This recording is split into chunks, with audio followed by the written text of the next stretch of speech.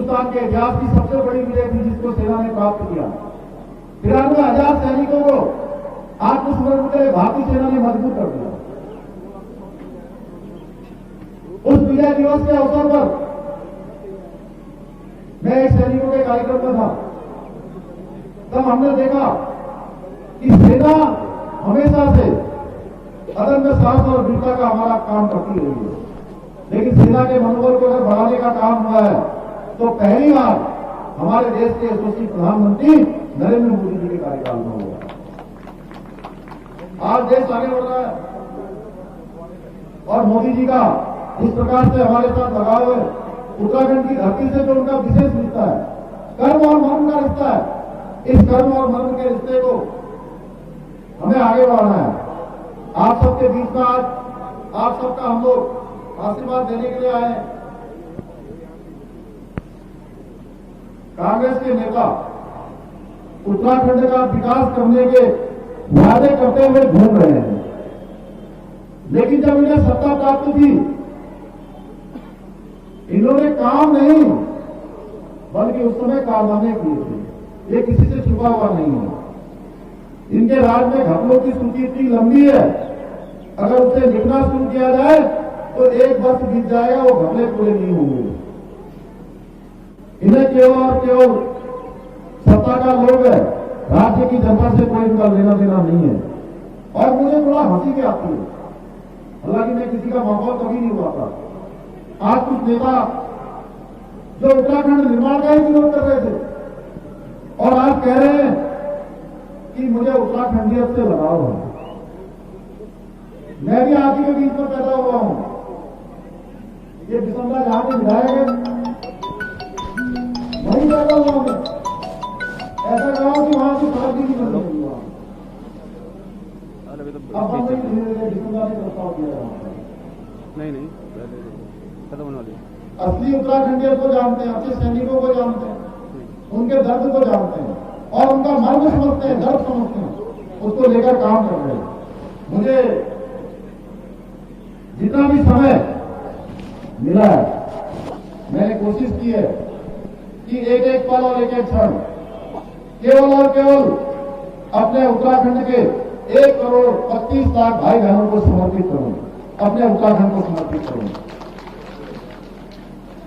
भाइयों बहनों, देवभूमि की देवतुल्य जनता ने, जो लोग सेना से सर्जिकल स्ट्राइक का सबूत मांगते हैं, सेना का अपमान करते हैं, हमारे जनरल रावत का अपमान करते हैं, उनको पहले भी उचित स्थान दिखाया है कि आपका स्थान कहां है और इस बार की जनता इनको सबक सिखाएगी। उत्तराखंड की जनता अपने स्वाभिमान को ठेस पहुंचाने वालों को कभी माफ नहीं करेगी। ये जनता इस बार कांग्रेस का पिछली बार से भी ज्यादा बुरा हासिल करेगी, ये मैं स्पष्ट देख पा रहा हूं आप सब लोगों के आशीर्वाद के कारण। इन लोगों ने न तो कभी प्रदेश का सम्मान किया, न ही प्रदेश की जनता का, न ही इन्होंने देवभूमि के तीर्थस्थलों का सम्मान किया, न उनका कभी निर्माण कार्य किया और न ही हमारे सैनिकों का। तीर्थ इन्हें तभी याद आते हैं जब चुनाव आते हैं। वीर सैनिक हमें पहले इनके लिए गली के गुंडे थे, दुष्कर्मी थे, आप चुनाव आ गया तो इनको सैनिकों की भी याद आ गई।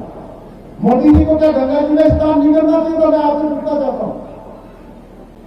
अभी काशी में, बनारस में मोदी जी गंगा में स्नान कर रहे थे, उसका चित्र आता है, पूरे देश में जाता है, क्योंकि वो गंगा भक्त है। जब वो पहली बार चुनाव लड़ने के लिए गए तो उन्होंने कहा कि मुझे मां गंगा ने यहां बुलाया है।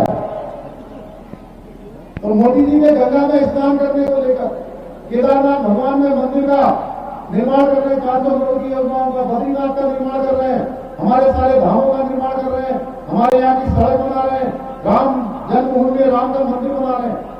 तो कहते हैं बनाना नहीं चाहिए, मोदी जी की आलोचना करते हैं। बताइए आप लोग इसको ठीक मानते हैं क्या?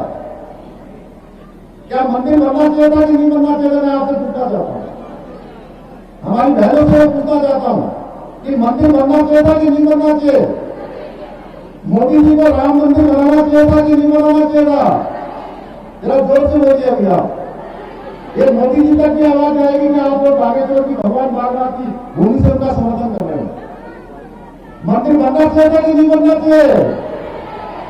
पूरी महीने के अंदर 21 जून को योग दिवस मनना चाहिए कि नहीं मनना चाहिए।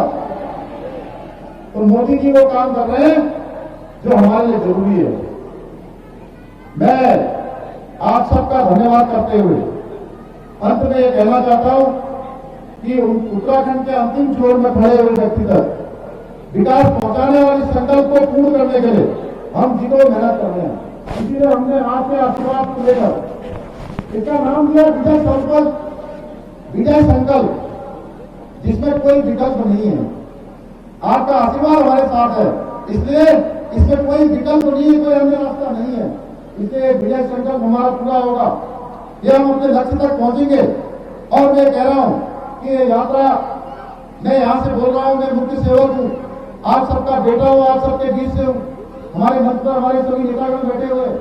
ये यात्रा इन लोगों की यात्रा नहीं है, ये यात्रा केवल पुष्कर सिंह धामी की यात्रा नहीं है, ये यात्रा हमारे उत्तराखंड की सामूहिक यात्रा है।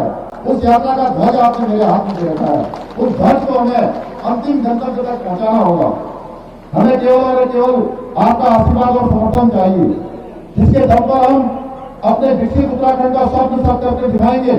जो हमारे मोदी जी का विजन है, उनकी अपेक्षा है हमसे कि जब हम 25 वर्ष के होंगे, यानी उत्तराखंड राज्य जब अपनी स्थापना का 25वां वर्ष मना रहा होगा, उस समय हम हिंदुस्तान के सर्वश्रेष्ठ राज्यों में से एक राज्य होंगे। उसके लिए हमने विचारों की श्रृंखला प्रारंभ की है, हमने सभी लोगों के विचार उसमें आमंत्रित किए हैं।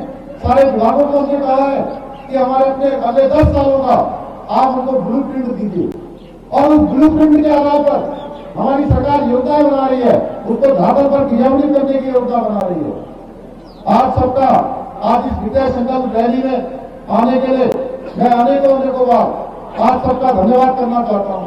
मेरे साथ जोश के साथ बोलिए, वंदे वंदे वंदे, भारत माता की, भारत माता की, भारत माता की।